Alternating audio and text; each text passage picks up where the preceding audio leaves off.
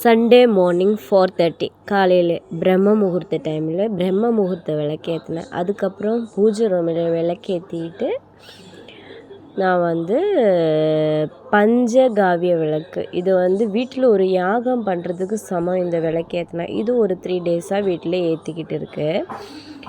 அப்புறம் என்ன பண்ணேன்னா கிச்சனில் ஒரு சின்னோண்டு ஒரு விளக்கு ஏற்றி வச்சு பூஜை பண்ணி முடித்து ப்ரேயரெல்லாம் பண்ணிக்கிட்டு அப்புறம் பால் சூடு பண்ணதுக்காக வச்சுக்கிட்டேன். என் பசங்களுக்கு 2 பேருக்கும் பால். நானும் என் ஹஸ்பண்டும் காலையில் மார்னிங் டீ காஃபி குடிக்க மாட்டேன். அதனால் சுடு தண்ணி குடிப்பேன். சுடு தண்ணியில் ஜீரகம் போட்டு கொதிக்க வச்சு அந்த தண்ணியை தான் நாங்கள் 2 பேரும் காலையில் குடிக்குவோம். அதுக்கப்புறம் அவர் வாக்கிங் போயிடுவேன்.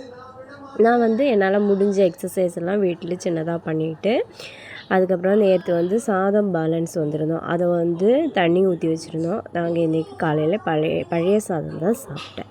அதுக்கு மிளகா பச்சை மிளகா உப்பு போட்டு ஃப்ரை பண்ணி எடுத்துகிட்டு சின்ன வெங்காயம் குட்டி வெங்காயத்தையும் எடுத்து அப்புறம் இதை காஞ்ச மிளகா அப்புறம் பூண்டு கொஞ்சோண்டு உப்பு புளியெல்லாம் போட்டு ஒரு தொகையல் மாதிரி அரைச்சி அதையும் தொட்டுக்கிட்டு காலையில் நாங்கள் எங்களோட பிரேக்ஃபாஸ்ட்டை முடிச்சுக்கிட்டேன். இன்றைக்கி பிரேக்ஃபாஸ்ட்டு பழைய சாதம் சூப்பராக இருந்துச்சுங்க இன்றைக்கி மார்னிங்.